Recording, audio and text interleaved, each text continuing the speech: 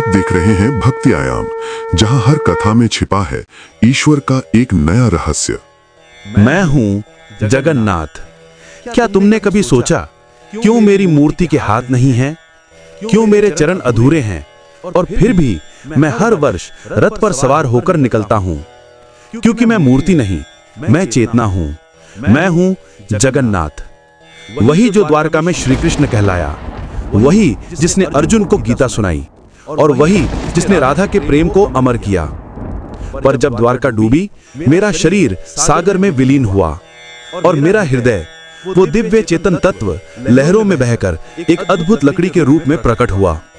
वो लकड़ी पहुंची पुरी के तट पर। उसी रात राजा इंद्रद्युम्न को स्वप्न हुआ, एक गूंजता हुआ स्वर, हे राजन, यह कोई साधारण लकड़ी नहीं, यह मेरा शरीर है, इससे मेरा विग्रह बनवाओ। सुबह होते ही राजा ने मूर्तिकार खोजे और तभी प्रकट हुए एक वृद्ध पुरुष। उनकी आंखों में चमक थी, वाणी में दिव्यता। उन्होंने कहा, मैं इन्हें बनाऊंगा, पर जब तक मैं ना कहूं कोई द्वार मत खोलना।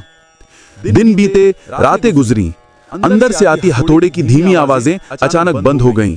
रानी घबरा गई कि इतने दिन हो गए कोई आवाज नहीं, शायद वे चले गए, और द्वार खुल गया। अंदर जो दिखा उसने सबको स्तब्ध कर दिया। मूर्तियां अधूरी थीं, न हाथ न पैर। राजा गिर पड़े, हे प्रभु, मैंने क्या किया?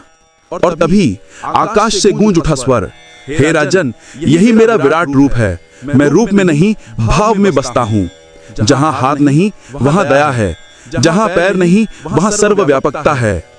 राजा ने उस दिव्य हृदय को मूर्ति में स्थापित किया।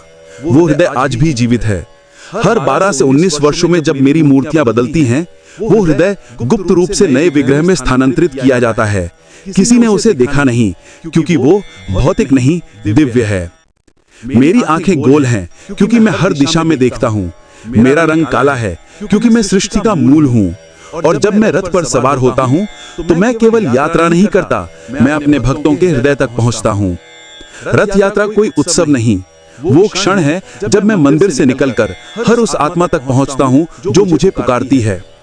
जब तुम सच्चे भाव से कहोगे, ओम नमो भगवते जगन्नाथाय, तो तुम पाओगे, मैं कभी दूर था ही नहीं, मैं था, हूँ और सदा रहूंगा, तुम्हारे भीतर की चेतना बनकर।